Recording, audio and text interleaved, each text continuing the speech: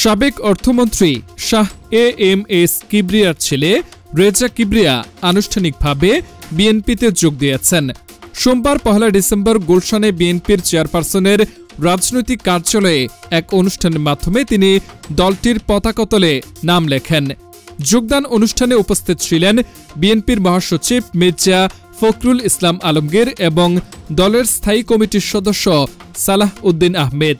দলীয় নেতারা রেজা কিবরিয়াকে স্বাগত জানিয়ে তার রাজনৈতিক সিদ্ধান্তকে সময়ের দাবির সঙ্গে সামঞ্জস্যপূর্ণ বলে মন্তব্য করেন।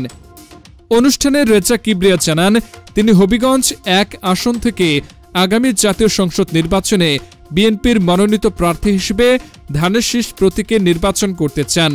উল্লেখ্য, বিএনপি ইতিমধ্যে 237 আসনে প্রার্থী ঘোষণা করেছে, যার মধ্যে হবিগঞ্জ 1 আসনটি ফাঁকা রাখা হয়েছে, যা রেজা কিবরিয়ার যোগদানের পর আলোচনায় নতুন মাত্রা যোগ করেছে। এর আগে 2018 সালের একাদশ জাতীয় সংসদ নির্বাচনে রেজা কিবরিয়া জাতীয় ঐক্যফ্রন্টের প্রার্থী হিসেবে একই আসনে ধানের শীষ প্রতীকে প্রতিদ্বন্দ্বিতা করেন। নির্বাচনের আগে তিনি গণফোরামে যোগ দিয়ে পরে দলটির সাধারণ সম্পাদক হন। তবে তাকে কেন্দ্র করে গণফোরাম 2 ভাগে বিভক্ত হয়। পরবর্তীতে তিনি ডাকসুর সাবেক ভিপি নুরুল হক নূরের সঙ্গে মিলে গণ অধিকার পরিষদ গঠন করেন এবং আহ্বায়ক হিসেবে দায়িত্ব পালন করেন।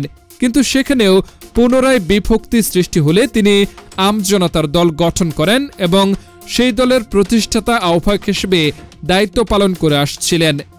রেজা কিবরিয়ার বিএনপিতে যোগদানকে ঘিরে হবিগঞ্জ 1 আসনের রাজনৈতিক সমীকরণে বড় পরিবর্তনের ইঙ্গিত মিলছে বলে মনে করছেন রাজনৈতিক বিশ্লেষকরা।